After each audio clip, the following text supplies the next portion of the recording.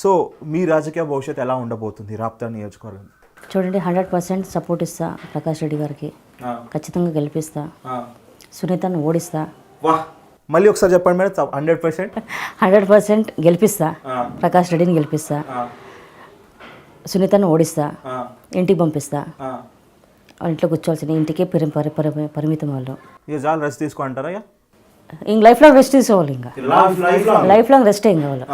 Life long సత్యంతరకు రెస్టే వాళ్ళకి. Rest ఇప్పించేస్తాం, మేము rest ఇప్పిస్తాం. Rest తీసుకోండి మేడం, మీరే వెళ్ళిపోండి చెప్పేస్తాం. మీరు రెస్ట్ ఇప్పిస్తారు, మేము రెస్ట్ ఇస్తాం కండి. రెస్ట్ తీసుకోండి చెప్తాం కదండి వాళ్ళకి. రెస్ట్ తీసుకోండి, ఎందుకు బయటకు ఏం మేడం అంత కాన్ఫిడెంట్గా మాట్లాడతారు మీరు? అవునండి, అంత కాన్ఫిడెంట్ ఉంది కాబట్టి చెప్తున్నా.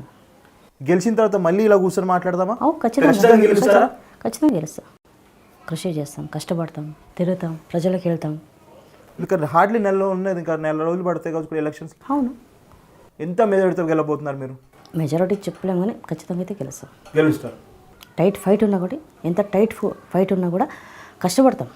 నెట్వర్క్ కష్టపడతాం, కష్టపడి ప్రజలకి. అప్పట్లాగా ఈ జనాలు హామీలు, అబద్ధం హామీలు అబద్ధాల హామీలు ఏమి ఇవ్వమని వాళ్ళు చెప్పినట్టు వీళ్ళు ప్రజలు నమ్ముతారా? మీరు చెప్పారు ఇన్నిసార్లు 20 సంవత్సరాల నుంచి కాంగ్రెస్ పార్టీ కానీ వైసీపీ అభ్యర్థి చూడలేకపోయినారు.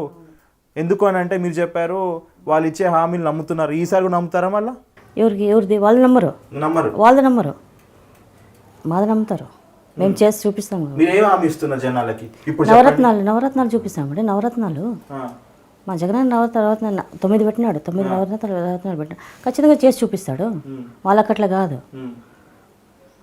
కాదే. కనీసం 5 సంవత్సరాలు ఎవరికైనా ఇల్లు ఇచ్చినారా? లేదే. పెన్షన్ సరిగ్గా ఇచ్చినారా? పెన్షన్ ఇవ్వలేదే.